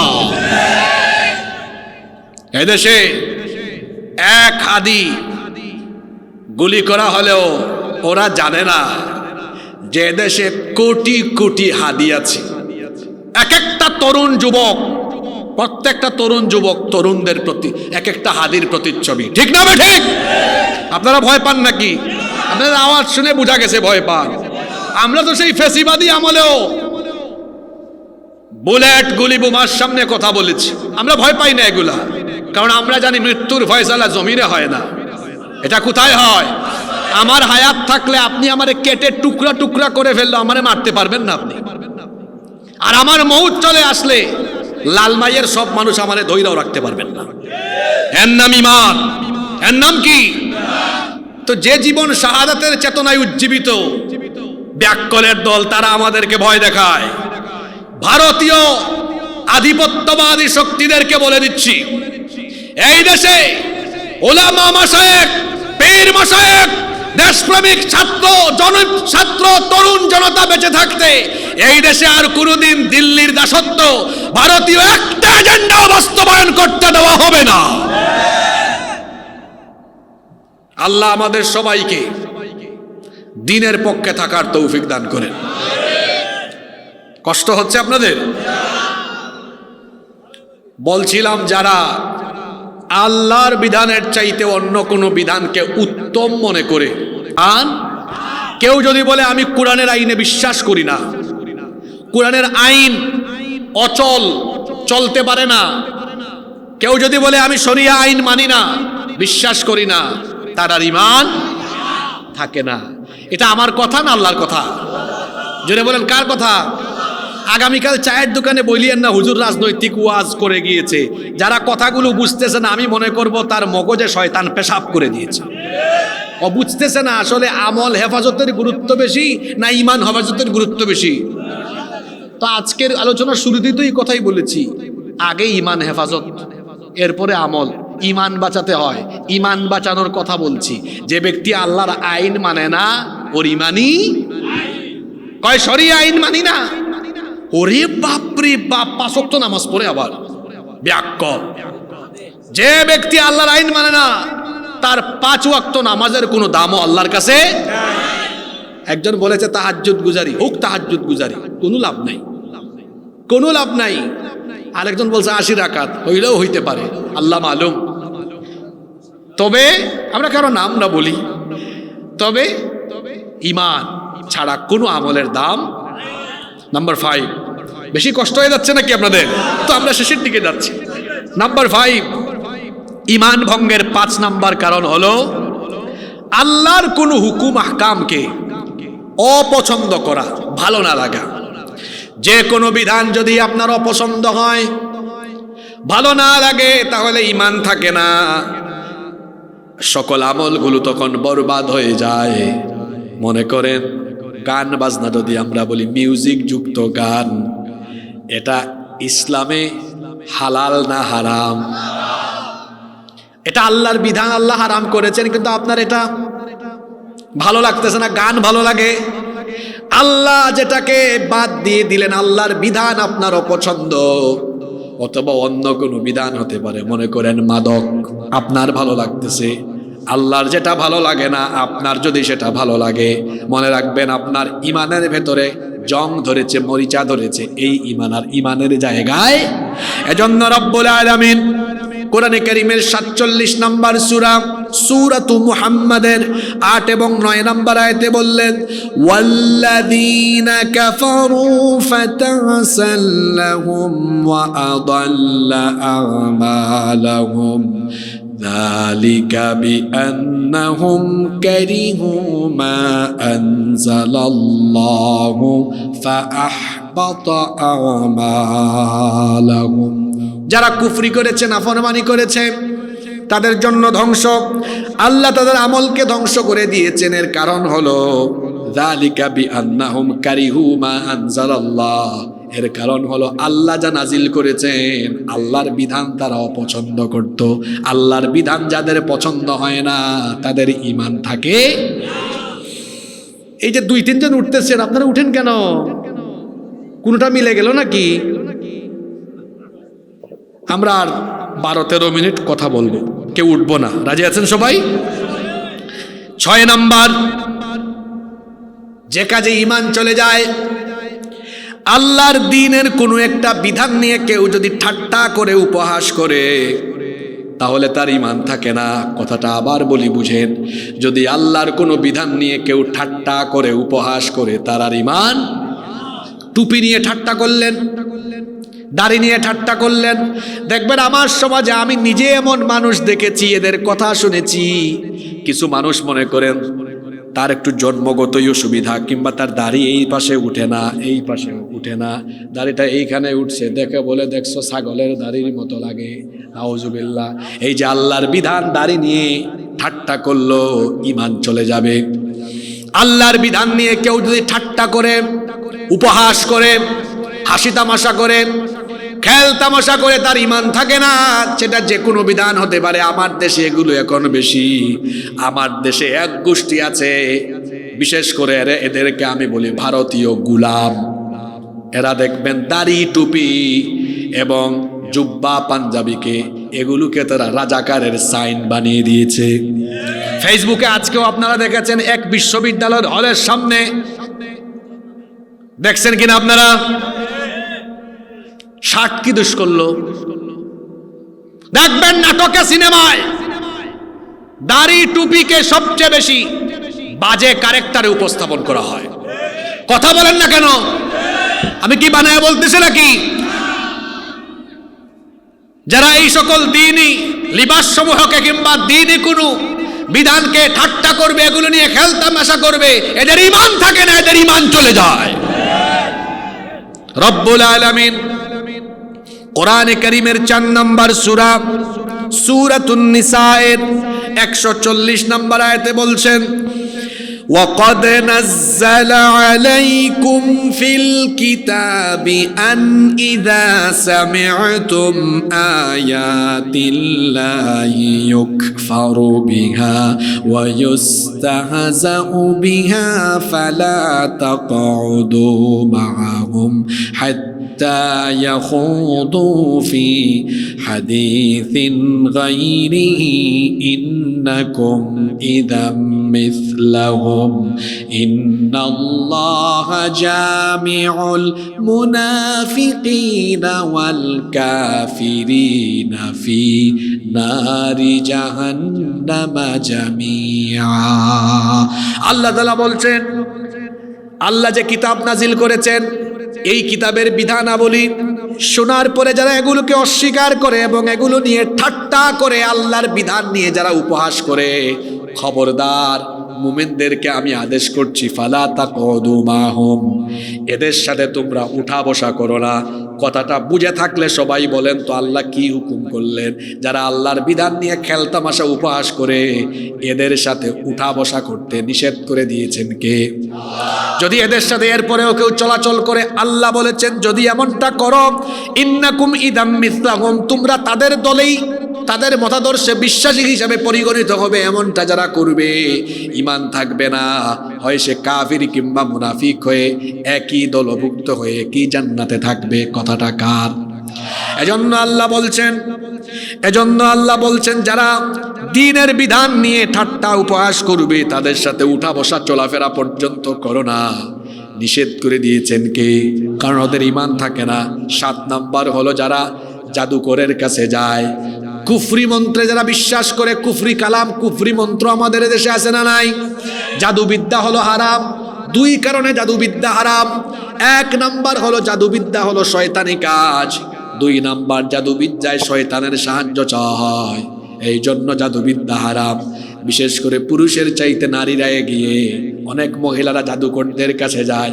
আমি জানি না আপনাদের এলাকায় আছে কিনা, জাদুকরদের কাছ থেকে তাবিজ কবজ, হাড্ডি গুড্ডি, এরপর বিভিন্ন সুতা, চুল টুল এগুলো পরায়া পাতিলের মধ্যে ভরে দিয়া তারপরে মাটির নিচে বিভিন্ন বাড়ির আশেপাশে পুঁতে রাখে কি রাখে না? এগুলা আছে। অনেকে আবার জাদু করে মানুষকে স্বামী স্ত্রীর মধ্যে ভেজাল লাগানোর চেষ্টা করে, কুফরি কালাম, কুফরি মন্ত্র, এগুলোর মাধ্যমে স্বামী স্ত্রীতে ভেজাল, ভাইয়ে ভাইয়ে ভেজাল লাগানোর জন্য এগুলো তারা করে। হাড্ডি গুড্ডি খুঁজে এনে কুফরি কালাম পরে ফু দিয়ে বিভিন্ন জিনিস কিংবা কবজের মধ্যে এগুলা ঢুকায়া বালিশের নিচে রাখে, বেডের নিচে রাখে, অথবা দেখা যায় বাড়ির আশপাশে কোথাও পুঁতে রাখে। যারা জাদুবিদ্যায় বিশ্বাস করবে, যারা জাদুকরের কাছে যাবে, যারা জাদুবিদ্যা করবে, শিখবে, জাদুকরকে বিশ্বাস করবে, কারোরই ঈমান থাকে না, সবাই মুশরিক হয়ে যায়। বলেছেন কে? 8 নাম্বার হলো ইসলাম আর মুসলমানদের বিরুদ্ধে যারা কাফিরদেরকে সাহায্য করবে, এদেরও ঈমান থাকে না। ইসলাম আর মুসলমানদের স্বার্থের বিরুদ্ধে গিয়ে যারা কাফিরদেরকে সাহায্য করে, কাফিরদের এজেন্ডা বাস্তবায়ন করে, এগুলা আমার দেশে ক্ষমতার জন্য হয় সবচাইতে। কেউ বা পড়ে আছে তাদের পাশের দেশের দিল্লির দাসত্বে, কেউ বা পড়ে আছে আবার পাশ্চাত্যের দাসত্বে। তাদের বিদেশি প্রভুদেরকে খুশি করার জন্য তারা অনেক সময় ইসলাম আর মুসলমানদের স্বার্থের বিরুদ্ধে কাজ করে। এক রাবেয়া বছরিত 17টা বছর তার দিল্লির প্রভুদেরকে খুশি করার জন্য আলেম ধরছে আর ফাঁসি দিয়েছে, আলেম ধরছে আর জঙ্গি বানায়া জেলখানায় ভরে রেখেছে।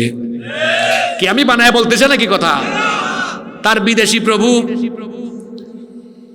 বিদেশি প্রভুদেরকে সাহায্য করার জন্য, খুশি রাখার জন্য ইসলাম আর মুসলমানদের স্বার্থের বিরুদ্ধে গিয়ে যারা কাজ করে, আমার আল্লাহ বলেছেন খবরদার, এদের ঈমান থাকে না। কোরআনের 9 নম্বর সূরা সূরাতুত তাওবা এর 23 নম্বর আয়াতে আল্লাহ বললেন, ইয়া আইয়ুহাল্লাযীনা আমানু লা তাত্তাখিযু আবাআকুম ওয়া ইখওয়ানাকুম আউলিয়া ইন ইসতাহাব্বুল কুফরা আলাল ঈমান। আল্লাহ বলছেন যদি তোমাদের বাপ তোমাদের ভাই হয় আর তারা যদি ঈমানের চাইতে কুফরিকে প্রাধান্য দেয়, তাদেরকে অভিভাবক বা বন্ধু বানায় না, তাদের সাথে সম্পর্ক রেখো না। ঈমানের চাইতে যদি কেউ কুফরিকে ভালোবাসে, তার সঙ্গে মুসলমানের কোনো সম্পর্ক থাকতে পারে? কারণ আমরা একজন আরেকজনকে ভালোবাসবো আল্লাহর সন্তুষ্টির জন্য, আবার একজন আরেকজনের সাথে সম্পর্ক ত্যাগ করে ঘৃণাও করব কার সন্তুষ্টির জন্য? আপনার যদি দ্বীনের প্রতি ভালোবাসা থাকে, আপনার প্রতি আমার ভালোবাসা আছে, দ্বীনের প্রতি আপনার মহব্বত নাই, আপনার প্রতি আমারও কোনো মহব্বত, ভালোবাসা আর ঘৃণা করা উভয়টা হবে কার জন্য? মান আহাব্বা লিল্লাহ ওয়া আবগাদা লিল্লাহ ফাকাদ ইসতাকমালাল ঈমান। যে আল্লাহর জন্য কাউকে ভালোবাসে আবার আল্লাহর জন্যই কাউকে ঘৃণা করে, তাদের ঈমান পরিপূর্ণ হয়ে যায়। বলেছেন মুহাম্মদ, আমরা বলি সাল্লাল্লাহু। 9 নাম্বার যে কারণে ঈমান চলে যায়, এটা বড় গুরুত্বপূর্ণ পয়েন্ট। আল্লাহ যেটা হালাল বানিয়েছেন কেউ যদি সেটা হারাম বানায়, আর আল্লাহ যেটা হারাম বানিয়েছেন কেউ যদি সেটা হালাল বানায় তার ঈমান থাকে না, কারণ হালাল আর হারামের একমাত্র ইখতিয়ার কার? আপনার দেশে আল্লাহর বানানো হালালকে হারাম আর হারামকে হালাল, এটা রাষ্ট্রের সর্বোচ্চ জায়গায় পর্যন্ত করা হয়। আপনাকে উদাহরণ দিই, নইলে আপনি বুঝবেন না। আচ্ছা বলেন তো, মদকে আল্লাহ হালাল বানিয়েছেন না হারাম বানিয়েছেন? আপনার রাষ্ট্র কি করেছে? ওই তো আমার এক ভাই সুন্দর জবাব দিয়েছে, লাইসেন্স দিয়েছে। ওয়েস্টিনে যান, ইন্টারকন্টিনেন্টালে যান, সোনারগাঁতে যান, রেডিসনে যান, ওই কি বলে ওটাকে বনানী গুলশানে ঢুকেন, দেখবেন সাইনবোর্ড আছে বড় বড়, যে মাদক নিয়ন্ত্রণ অধিদপ্তরের অনুমোদিত বিশেষ বারের ব্যবস্থা। নামটাও গো, ওরে বাপরে বাপ, মাদক নিয়ন্ত্রণ, মানে হেরা নিয়ন্ত্রণ কইরা কইরা নিয়ন্ত্রিত মাত্রায় খাওয়ায়। এটার নাম হওয়া দরকার ছিল মাদক নির্মূল অধিদপ্তর। এমনকি এয়ারপোর্টেও আছে। কি বলেন বিদেশি ভাইয়েরা, কথা বলেন, প্রবাসীরা আছে না? আছে তো, আছে। আল্লাহ বানাইলেন হারাম, তারা বানাইছে সীমিত পরিসরে হালাল। আল্লাহ যেটা হারাম বানিয়েছেন ওইটাকে হালাল বানানোর কারো ইখতিয়ার দুনিয়ায় আছে? আপনাদের লালমাইয়ে 17 বছরের মুন্না যদি 16 বছরের মুন্নিকে বিয়ে করে, তাহলে কি হইতে পারে? কথা বলেন না কেন? হ্যাঁ, এটা আপনাদের দেশের আইনে হালাল না হারাম?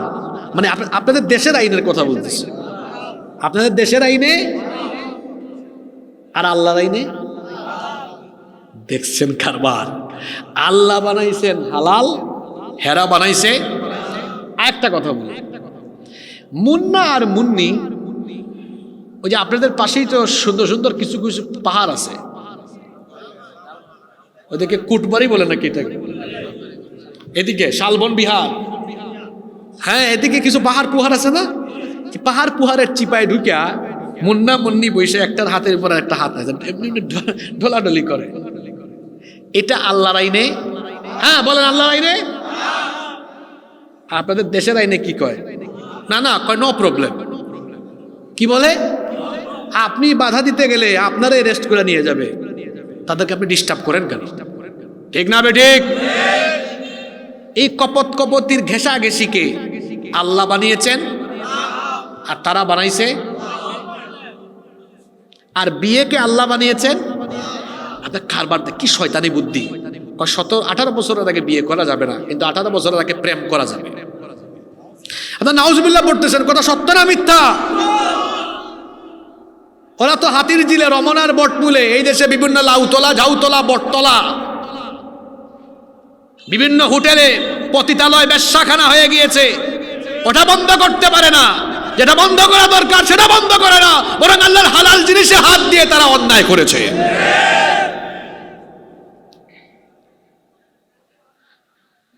আমাদের মা চাচিরা তো কম বয়সে বিয়ে হয়েছে। কি আব্বাজান ঠিক আছে না?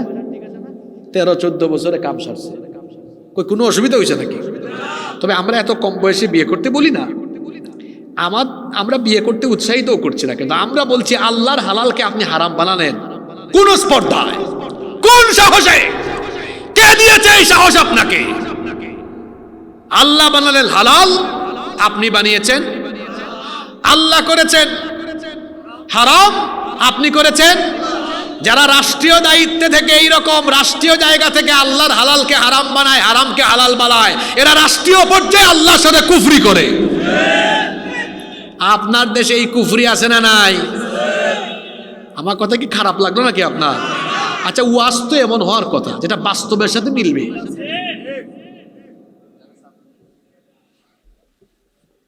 সাপোর্ট করা এক জিনিস, আর অপছন্দ করা, যেমন আমরা তো আইনের জায়গায় নেই। আমার ভাই ঠিক কথাই বলেছে, যেমন আমরা তো হুকুমতের জায়গায় নেই, আপনিও নাই, আমিও নাই। এই জন্য ওয়াজের চেয়ে হুকুমতটা জরুরি। কেন জরুরি? আমি যে এখানে ওয়াজ করতেছি, আমি এখান থেকে মদকে হারাম করতে পারবো না, বুঝাইতে পারবো মদ খাইয়েন না, এটা ভালো না, এটা হারাম, এটা খাইলেই ক্ষতি হয়, মানে 1 ঘন্টা সুর দিয়ে ওয়াজ করতে পারবো। এরপরেও দেখা যাবে ওয়াজ শুনে গিয়ে, আমার দেশে এমন বহু আল্লাহর কুতুব আছে যারা ওয়াজও শুনে সুদও খায়। এখানে বহু কুতুব বসে আছে, আসার সময় পেশাব করে পানি নেয় নাই। এখানে বহু কুতুব বসে গেছে ওয়াজ শুনতে, এশার নামাজ কাজা করে আসছে। আমরা জানি তুই কারবার। তো ওয়াজ করে আমি মদ বন্ধ করতে পারবো না, কিন্তু পার্লামেন্টে যখন 151 জন এমপি বলবে এটা বন্ধ, ওয়াজ ডাকবে না, এটা বন্ধ। এই জন্য এক গোষ্ঠী আছে। আচ্ছা, এই যে আমি কথাটা বললাম, আপনারা যারা বক্তব্য শুনতেছেন, 1.5 ঘন্টা ধরে আমি বক্তব্য রাখছি। আমি কি কোনো দল বা নেতা, নির্দিষ্ট কোনো দল বা নেতার পক্ষে একটা কথাও বলেছি এখানে? জোরে বলেন, বলেছি? এরপরও কিছু মানুষ মাহফিলে থাকে, আউট বাইরেও থাকে, কই হুজুরটা বেশি রাজনীতি করছে। মানে আমি যা বলি নাই সে নিজে জোর করে তার গায়ে টেনে নিয়ে যায়। যেমন এক জায়গায় 2023 সালে আমি সূরা কাসাসের ওয়াজ করছি, ইন্না ফিরআউনা আলা ফিল আরদি, 3 নম্বর আয়াত থেকে শুরু করছি। আমারে নোটিশ দিছে, বলেই ফেলে এটা আওয়ামী লীগের ওই অঞ্চলের সভাপতি পাশে বসে, কয় হুজুর এই ওয়াজটা দয়া করে না করার অনুরোধ রইল। আমি বললাম ভাই ওয়াজ চলে মিশরে, ফেরাউনে, আর আপনি টেনে নিয়ে আসতেন কোথায়? আমাদের দেশে এরকম কিছু মানুষ আছে। আমি বলতেছি মাদকের বিরুদ্ধে, দুর্নীতির বিরুদ্ধে, চোরের বিরুদ্ধে। সে সকালে বলবে থেকে হুজুর আজ রাজনীতি করে গেছে। আপনারাও বলবে হুজুর তো রাজনীতির কথা বলে নাই, হুজুর চুরের বিরুদ্ধে, দুর্নীতির বিরুদ্ধে বলেছে, কারণ কোরআন চুরের বিরুদ্ধে, ডাকাতের বিরুদ্ধে, দুর্নীতির বিরুদ্ধে। ঠিক না বেঠে?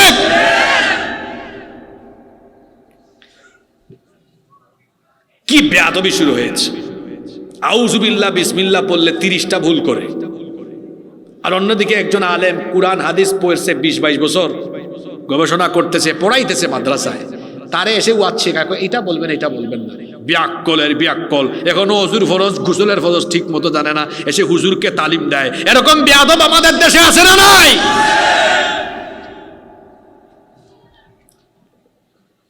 আমার সামনে মাঝে মাঝে এগুলা পড়ে, আমি আবার এদেরকে ঠিক করতেও জানি। আমার সামনে যেগুলা পড়ে আমি জিজ্ঞেস করি, আসেন মাইকটা ধরেন, 5 মিনিট ওয়াজ করেন তো। মাটি কাটার চাইতেও মানুষের সামনে কথা বলা অনেক কঠিন। এখানে ব্রেইন কাজ করে, আল্লাহর সাহায্য থাকা লাগে, নইলে কথা বলা সম্ভব। আমরা যারা কথা বলি, আমরা তো আল্লাহ আর রসুলের খুশির জন্য কথা বলি। আমরা কোনো নেতা নেত্রীর চামচামি করি না, কোনো দলের দিকে মানুষকে ডাকি না, আমরা প্রতিটি মানুষকে ডাকি আল্লাহর দিকে আর রসুলের দিকে।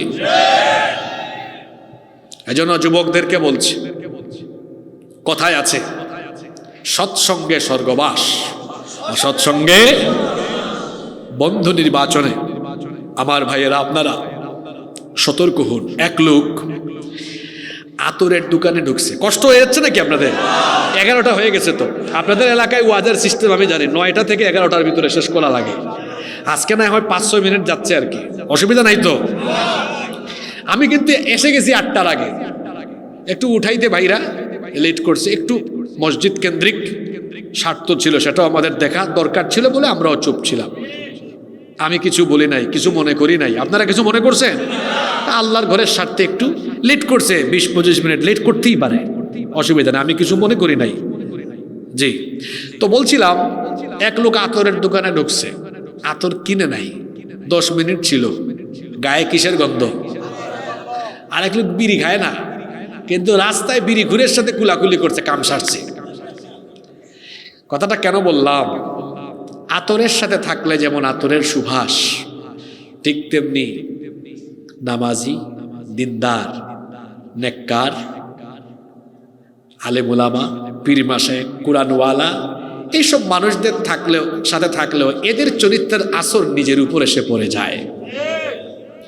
বিড়ি ঘুরের সাথে থাকলে যেমন বিড়ির গন্ধ লাগে, ঠিক তেমনি আলেম ওলামা বাদ দিয়া বেনামাজি, বেঈমান, সুদখোর, ঘুষখোর, দুর্নীতিবাজ, চোর, চামার, ছেসরা, চরিত্রহীন, লম্পট, এদের সাথে থাকলে এদের খারাপ খারাপ চরিত্র একসময় নিজের গায়ের উপর ভর করে।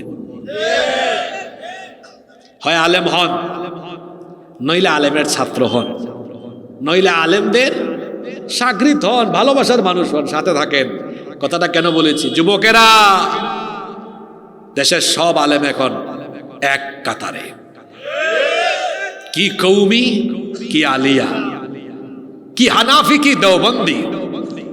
ইসলামী দলের কথা আমি আর নাইবা বললাম, কারণ এটা কোরআনের মাহফিল তো, এই জন্য বললাম সব আলেমরা, পীররা এক কাতারে চলে আসছেন। আলেমরা এক হয়ে গেছেন, আমরা এক হইতে অসুবিধা আছে? জোরে বলেন, এক হইতে অসুবিধা আছে? আমরা আলেমদের সাথেই থাকব। বলেন তো, এই দেশে কোনো আলেমদের বিরুদ্ধে বিদেশে বেগম পাড়ায়, মানে দেশের টাকা চুরি কইরা বিদেশে বাড়ি বানাইছে, একজন আলেমের নাম বলেন?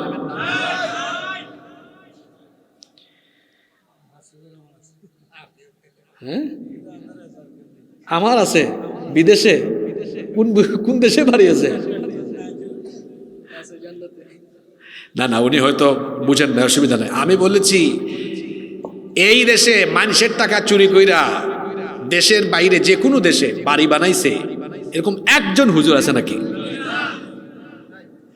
মানুষের টাকা চুরি কইরা সম্পদের পাহাড় বানাইছে, একজন হুজুরও আছে? দুর্নীতি, বাটপারি, চুরির অভিযোগ কোন আলেমদের বিরুদ্ধে আছে? এরপরেও এক গোষ্ঠী আলেমদেরকে দেখতে পারেনি। কারণ আমি কিন্তু এক গোষ্ঠী বলছি, কারণ আমি বলছি কিছু মানুষ আছে আমার কথা তার গায়ের উপর টাইনা নিয়ে গেছে অলরেডি। আমি তো ভাই নাম বলি না, আপনার গায়ে নেন কেন আপনি? কিন্তু আলেমদেরকে যারা গালিগালাজ করে ওই গোষ্ঠী, এদের প্রত্যেকের সাথে এই খাসলত মিল পাবেন। বিদেশে বাড়ি, বিদেশে গাড়ি, দুর্নীতি, চুরির মামলা আর মামলা। তো যে আলেমদের নামে চুরি, ডাকাতি, দুর্নীতির অভিযোগ নাই, আমরা তো সমাজ রাষ্ট্র নেতৃত্বে এই ধরনের পরিষ্কার পরিচ্ছন্ন আমানতদার চরিত্রবান মানুষদেরকেই চাই। লালমাইর মানুষ চায় না। কারা কারা চান না হাত তুলেন দেখি। ওরে বাপ রে বাপ, পান খাইয়া আমার চাচার তাল ঠিক আছে, আমার বাবা বুঝেন না। আপনারা হাসলেন কেন? আবেগ বেশি, আবেগেরও দাম আছে কিন্তু। আল্লাহ বাহিরেরটা নেন না, ভিতরেরটা নেন। আমার এই বাবার ভেতরে কি আছে আল্লাহ জানেন কি জানেন না? উনি আবেগে তুলে ফেলছেন। আমাদের বাবার সমান মানুষ, হাসাহাসি করার দরকার নাই। এটা আপনি আপনার গায়ের উপর নিয়ে নিয়ে। আবার লিখছে, আমার আস্থা, ভালোবাসা, ভরসার শেষ ঠিকানা। আমার আদর্শ, আমার আস্থা, ভরসার শেষ ঠিকানা। কথাটা কি বলছেন বুঝছেন আপনি? আস্থা আর ভরসার শেষ ঠিকানা কে? আদর্শ কে? আমার আদর্শ হবে তিনি। আমার আদর্শ হবেন যার চরিত্র হবে ফ্রেশ, চরিত্রে কোনো কালেমা নাই। পৃথিবীতে একজন মহামানব আছেন যার চরিত্রের সার্টিফিকেট আল্লাহর আরশে আজিম থেকে এসেছে। আপনি ঠিক কইলেও এটা ঠিক, না কইলেও ঠিক। এই জন্য ঠিক না বলে বলেন সুবহানাল্লাহ। কোরআনে আছে না, ওয়া ইন্নাকা লাআলা খুলুকিন।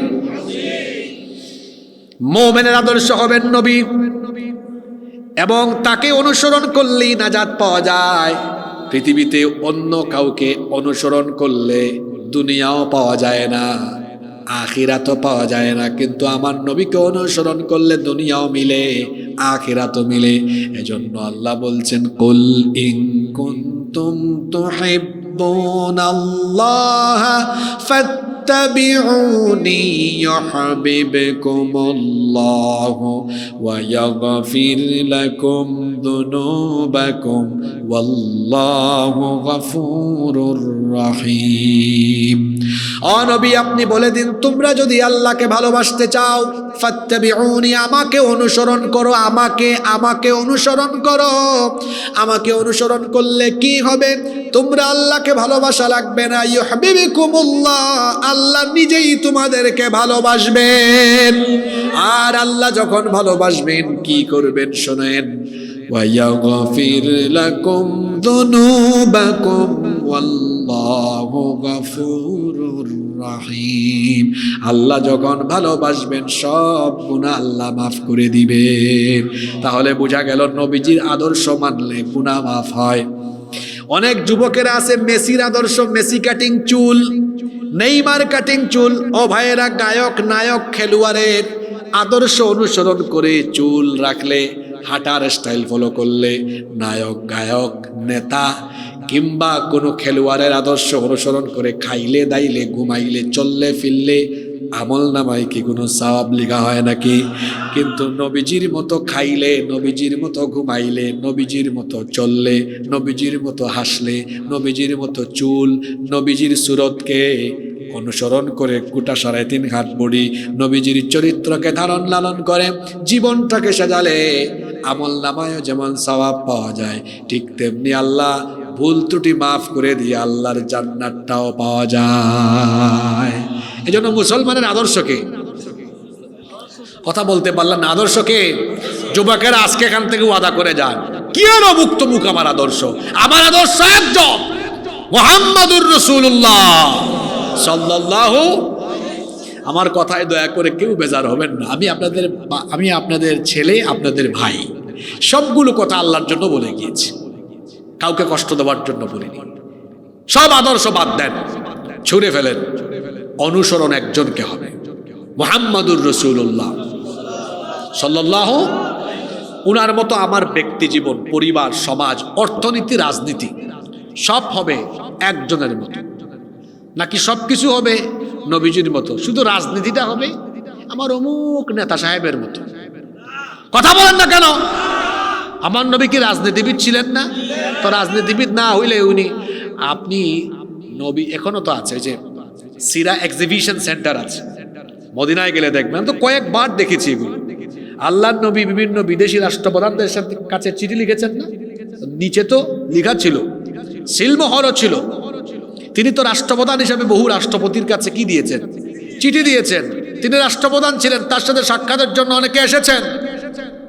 তো তিনি রাজনীতিবিদ, রাষ্ট্রপ্রধান না কেমনে? তবে তিনি সাধারণ রাষ্ট্রপ্রধানদের মতো রাষ্ট্রপ্রধান নন, তিনি অসাধারণ, অসাধারণ।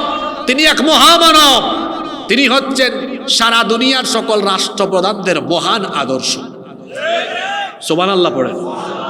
এজন্য আমাদের অর্থনীতি, আমাদের রাজনীতি, ব্যবসা বাণিজ্য, আমার নবী কি ব্যবসা করেন নাই?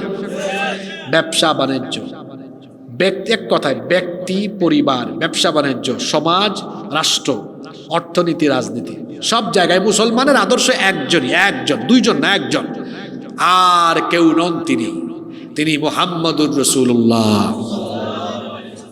যারা এই মুহাম্মদ সাল্লাল্লাহু আলাইহি সাল্লামকে বাদ দিয়ে অন্য কাউকে আদর্শ বানিয়েছে, এদের ঈমান চলে গেছে। কথা ক্লিয়ার না ভেজাল আছে? হোক সেটা অর্থনীতি, রাজনীতি, যে কোনো জায়গায় একদম খাঁটি কথা, স্পষ্ট কথা, যে নবীজিকে বাদ দিয়ে অন্য কাউকে আদর্শ বানিয়েছে তার ঈমান চলে গেছে। আমলের হেফাজত পরে ঈমানের হেফাজত, এটা রিভিশন হয়ে যাক। 1 নাম্বার, যা করলে ঈমান থাকে না সেটা কি? আশিরকু বিল্লাহ। 2 নাম্বার, আল্লাহ আর বান্দার মাঝখানে কাউরে মাধ্যম বানালে। 3 নাম্বার, স্বীকৃত কাফেরকে কাফের মনে না করলে। 4 নাম্বার, আল্লাহর বিধানের চাইতে অন্য কারো বিধানকে উত্তম মনে করলে। 5 নাম্বার হলো আল্লাহর কোনো বিধানকে অপছন্দ করলে। 6 নাম্বার, আল্লাহর কোনো বিধানকে নিয়ে ঠাট্টা উপহাস করলে। 7 নাম্বার, জাদুবিদ্যা এবং কুফরি মন্ত্রে বিশ্বাস করলে। 8 নাম্বার, ইসলাম আর মুসলমানদের স্বার্থের বিরুদ্ধে কাফিরদেরকে সাহায্য করলে। তারপরে 9 নাম্বার হলো হালালকে হারাম, হারামকে হালাল বানিয়ে ফেললে। যুবক ভাইয়েরা, গার্লফ্রেন্ডে ব্লক মারো, এটা হারাম বানিয়েছেন কে? এটাকে হালাল মনে করবে যে তার ঈমান আছে না? জরিনা সকিনা বাদ দাও, ডিলিট করো, ব্লক লিস্টে ফালায় রাখো। আল্লাহকে ভয় করে চরিত্র গঠন করো। আর যারা এখনো বিয়ে করে নাই, আল্লাহ সবাইকে দিনদার নেককার স্ত্রী দান করে দিও। 10 নাম্বার, যারা নবীজিকে বাদ দিয়ে অন্য কাউকে আদর্শ মানাবে তাদের ঈমান থাকবে না, চলে গেছে। তাহলে ঈমান ভঙ্গের কয়টা কারণ? ঈমানের হেফাজতের ওয়াজ শুনলেন, আগামী বছর যেই হুজুর আসবে বলবেন, হুজুর গত বছর ঈমানের ওয়াজ হয়েছে, এবার আমলের ওয়াজ দেন।